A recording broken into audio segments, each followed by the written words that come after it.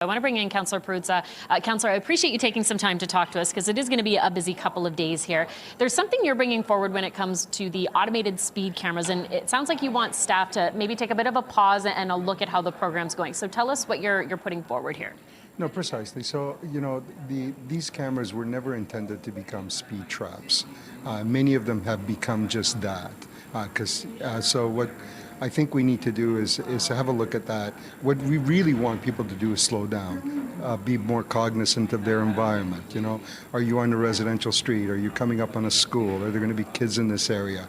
If the speed limit there has been reduced on account of that because we want to create a safer environment, you want people to slow down. You don't just simply want to trap them. You want to change behavior. Mm-hmm. And the way the cameras are out there now, it's not doing that. It's not changing the behavior.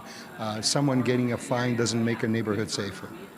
So you think, is this something that they should scrap altogether, or do you think that there could be some other ways to help encourage people to really slow down, especially in those school zones and the safe zones? Yeah, we need to have visible markings. People need to know that this is a school zone, that there is a camera here, and that if you exceed the posted speed limit, you are going to get a fine. But it needs to be clear. It needs to be visible, because really what you want people to do is slow down.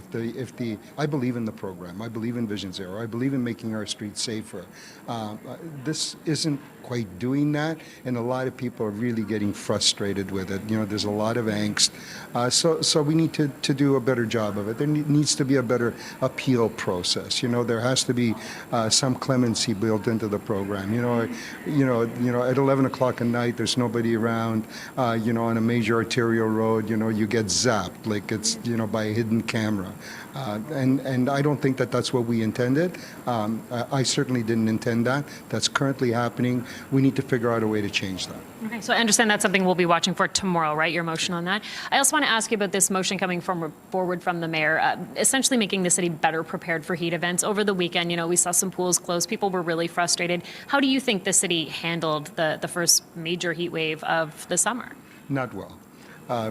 So you have some rules on the books about health and safety and so on, and that sometimes creates a knee-jerk reaction, not a real think through, and you end up doing dumb stuff.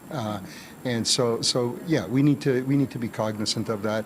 And if this gets us to a better place in terms of, there are going to be more heat waves. We're all experiencing it. Global warming, it's a fact. So if we get to a better place where we don't make dumb, stupid decisions in moments when people really need us, because you don't really have a whole lot of time to react, better place. Making it easier for people, that's what we ultimately want to do. Sure. Okay, Councillor, thank you so much. We appreciate it. We'll check in with you later on, okay? Thank you so much.